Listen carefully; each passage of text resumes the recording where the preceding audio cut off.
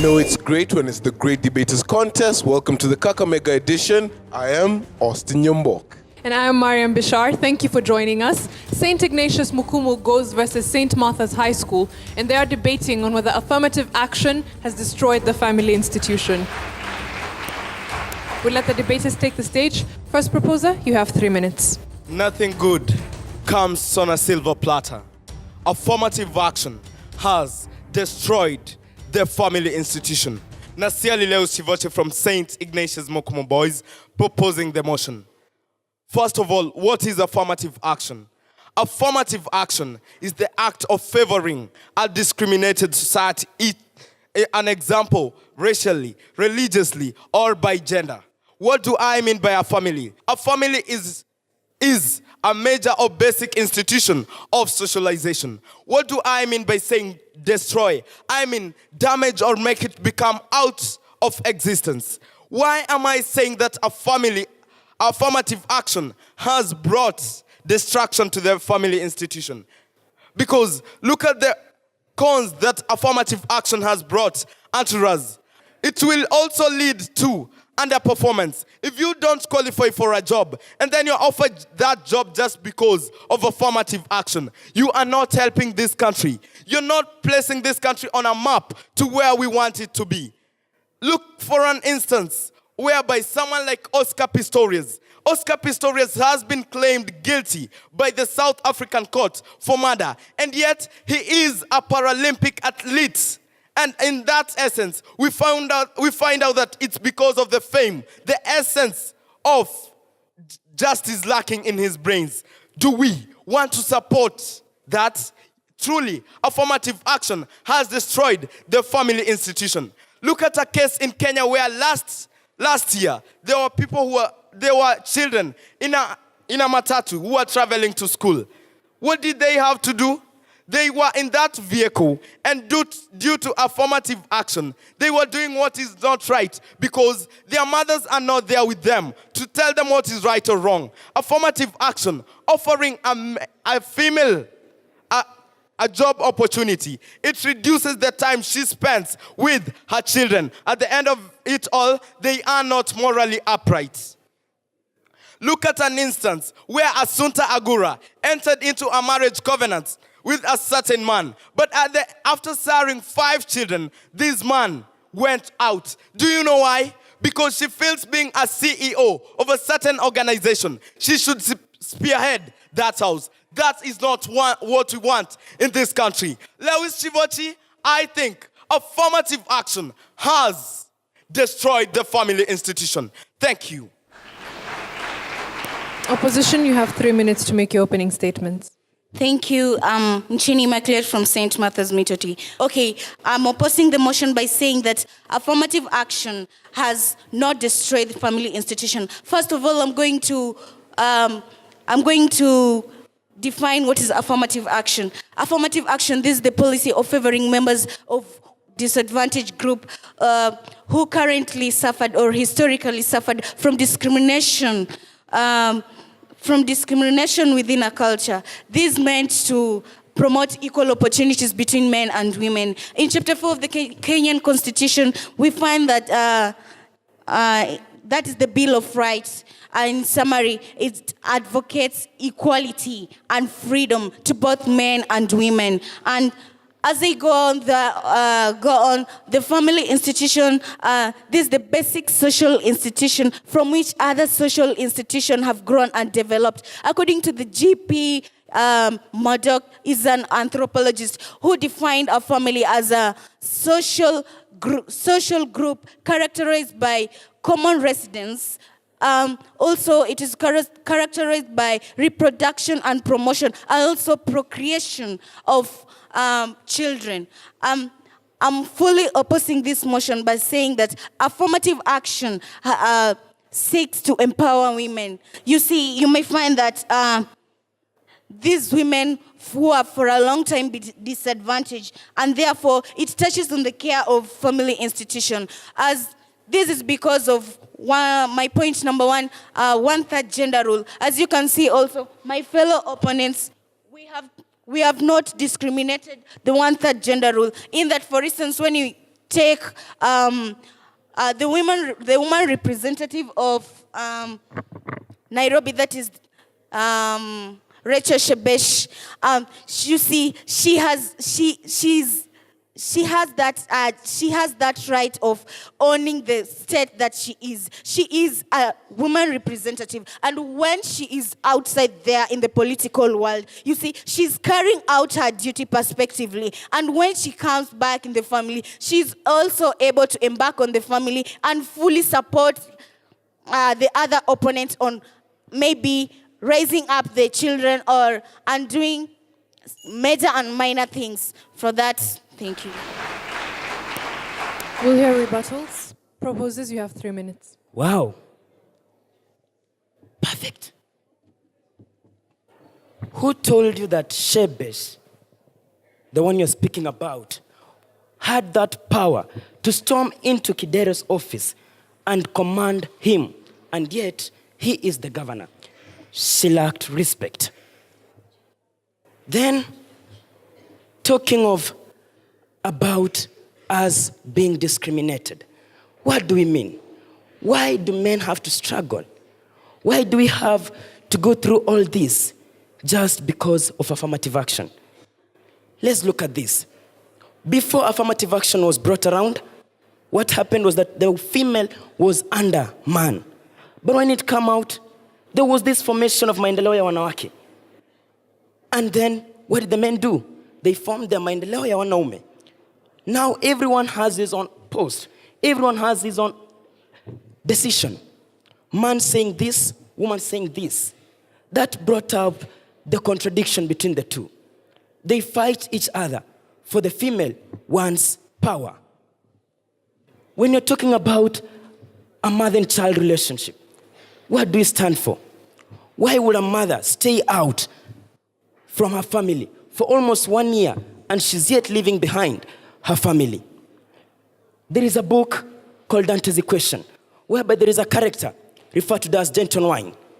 His parents, they stayed away for almost 5 years, leaving him alone with the nanny when he was 9 years. His friend Molly disappeared, and they claimed that Denton was the one who killed him. Then he was sent to the prison just because her parents were not there. His parents did not care. That's why when they came back, he refused to accept them as his parents because they did not care about his welfare. Also, the question by Lord Laura, the one who sang Woman Ruler. There is a song sung by our musician, that is Lord Laura. He asks, imagine a woman going to work and a man washing the dishes. Then the woman comes from the job, she's drunk, she beats up the man. The cases we're experiencing in Kenya. In Huruma Estate, a woman stabs her boyfriend 22 times and nothing is done because of affirmative action. I don't agree with that. Then, why will the country, why will people decide to form a KWFT, that is Kenya Women Finance Trustee, just because of the women? Why will it form such an institute and leave out men? Who will men run to? Because they are being abandoned. The boy child and the man should also be remembered. Thank you. I am Ezra Mata. Opposition will hear your rebuttal. They say, in the eyes of God and Allah, as my Muslim brothers might put it, everybody is equal. According to Article 60 of Part 1, Chapter 5 of the Kenyan Constitution, there should not be discrimination based on gender. All the land in Kenya belongs to the people of Kenya and not only men. So take an incident, like in the olden days, the men are the only people who are supposed to inherit land and not the women. But unto this day, the Constitution also allows the women to inherit land. There are those women who cannot get married due to different circumstances. There are those women who will stay at home. Do you want to mean they will stay there without land, staying in their parents' home? No. they'll have to get land somewhere, till the land, make it productive to go on with life. In family situations, men and women are given fair rights. Men are supposed to work, women are supposed to work. They have equal distribution of resources and also equal distribution of things to partake in the house. Let's say, as my fellow colleagues stated, that a woman works and finds the husband at home washing utensils. No. In a family, everybody is meant to help each other, to give a hand where one cannot do. So when the woman is at work working, it does not mean that she should come back home, start working again. You help each other out to make sure the family is a success. So there is equal distribution of resources and responsibility in a family. This, according to me, helps where during divorce, the family members, the property of the family is distributed among the family members. That is 50-50.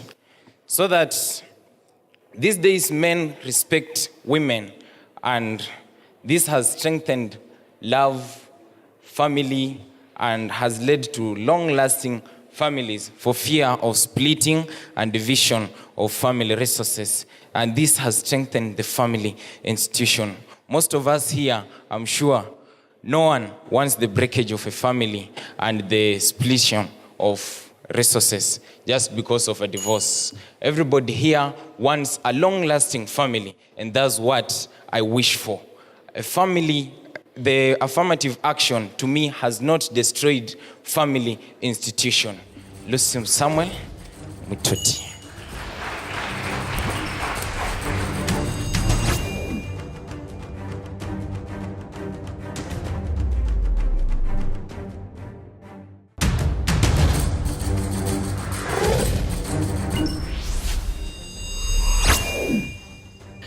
Thank you, audience. The proposers have been asked if they think that affirmative action has destroyed the family institution. Should gender-based discrimination against women then continue?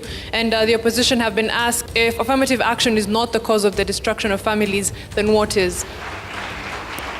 We'll have them respond. Proposal number 3, you have 3 minutes. I believe in traveling light.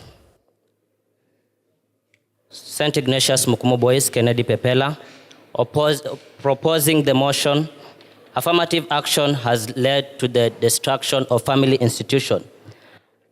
First, I'd like to answer that question from my friend.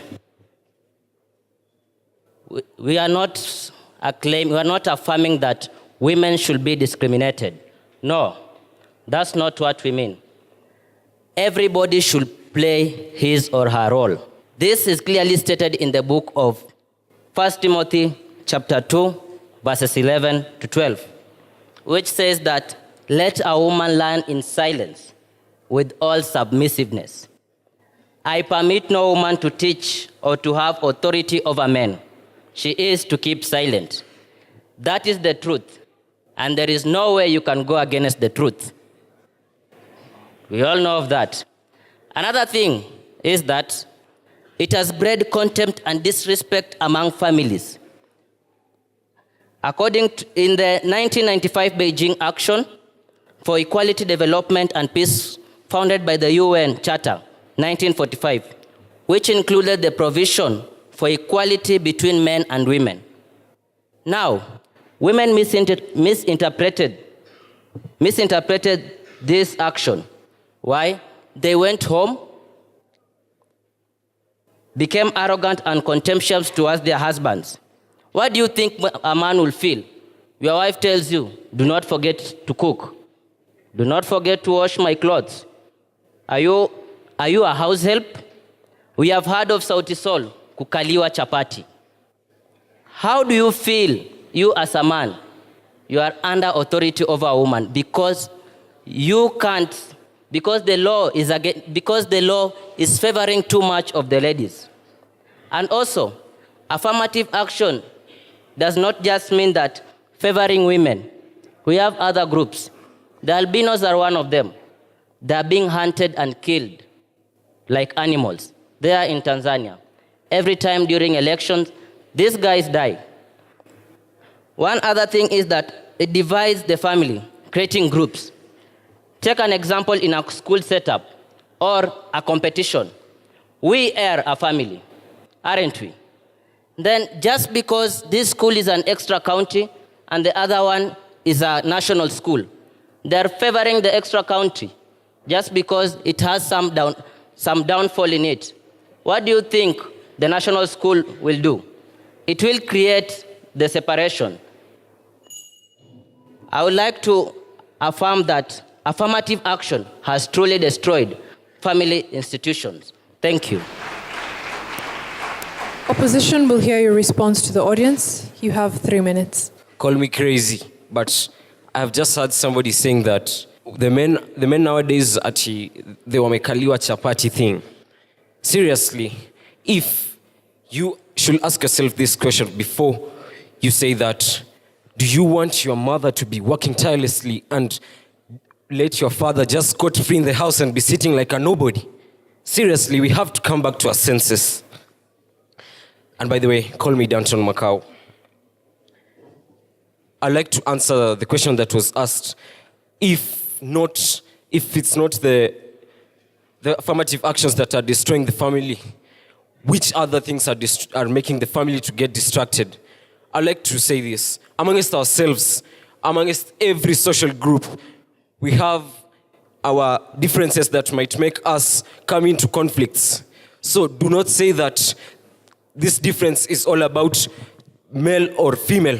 This difference is about the power that each of us and the responsibilities that we get. So it's not about the gender basic. It's not about anything to do with affirmative actions. By that, I'm sure your question is answered. This one goes to my fellow guys. Back in the days, the girl child was being forgotten. The girl child was not a public figure. The girl child was nowhere to be reconsidered. But the Constitution has come up with this time, just a small time, so that it might be able to empower the girl, to give her an equal opportunity with you as the boy. On the other hand, you're trying to fight this. Take it as an example. That girl is your sister. That girl is your mother. How do you feel? I'd like also to outline this. Kenya is a country. It is replaced by the pronoun she. Why should we have Kenya replaced by the pronoun she, yet the she inside it are not being helped out? Can somebody hear me out? And if you are really trying to say that the affirmative actions have brought distractions in the family, take a look at this point. You're trying to say that the girls should not get proper education. You're trying to say that we as the boys should now start getting a higher advantage than the girls. You're being gender basic. We should try to act on fair grounds. And that's why I'm trying to act basically basing on the girl. Because as you can see, the girl was the one who was partially left out. But right now the Constitution has tried to come up with something. Why don't you let the girls enjoy what you enjoyed back in the past?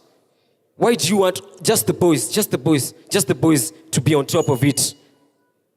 As I conclude, I'd like to say this. If you get out of school, you are a learned boy, would you want to marry an illiterate woman? Thank you.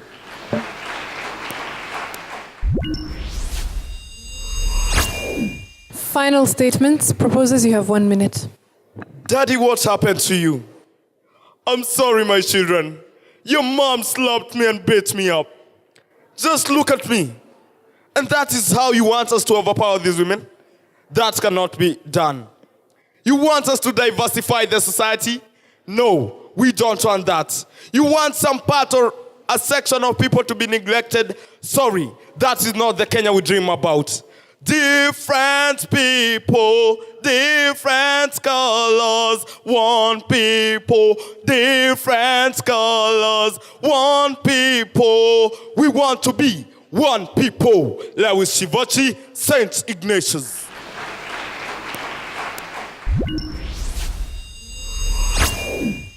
Opposition, you have 1 minute.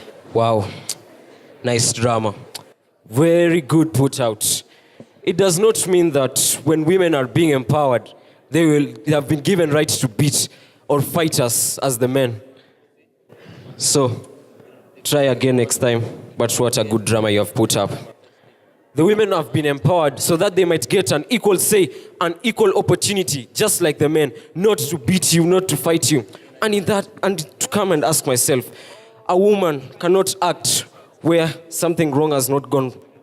You must have done something wrong for her to work or to beat you as you have been crying here with that drama stuff. So I'd like to tell you, quit that crap and let us forward on to making sure that you cross over to our side and join us, because riding on that side, you'll just be failing out. Because you as the boys also will want to get fair equal treatment. But what do you want the girls to get? Thank you.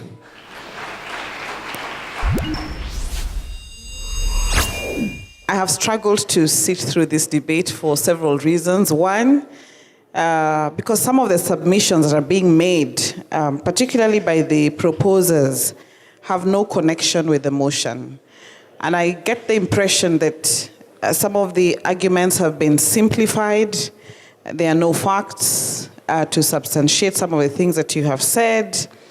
You're using passages, for example, from scripture out of context. When you read a passage, there's what comes before it and what comes after it, so that we are not tempted to read it in a way that enforces or reinforces whatever it is that we want to say. So that's how you read anything, that you look at what precedes it and what comes after it.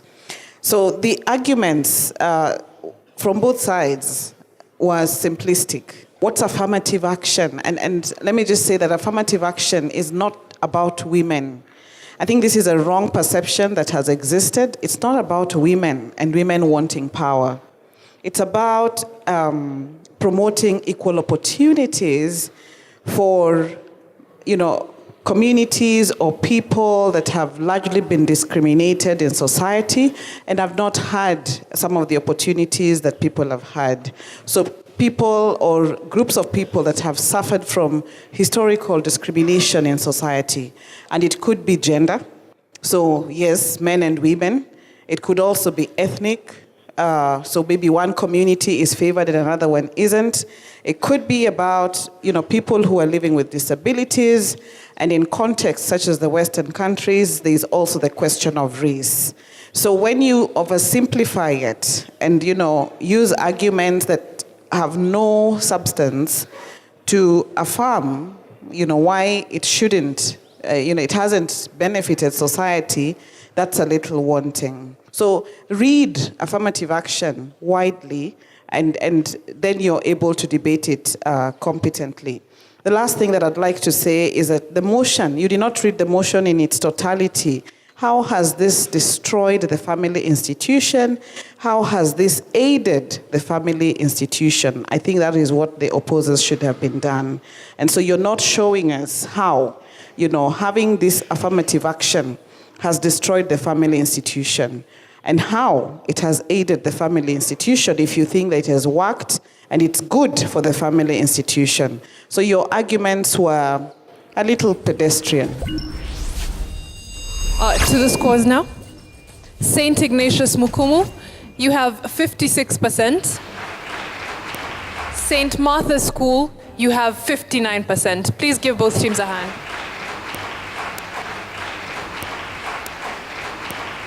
Congratulations to the two teams on stage. We'd also like to thank you, our studio audience, and our viewers back home for watching. Keep it locked on KBC Channel 1 for the Great Debaters Contest. I'm Austin Yambok. And I am Mariam Bashar. Catch you next time.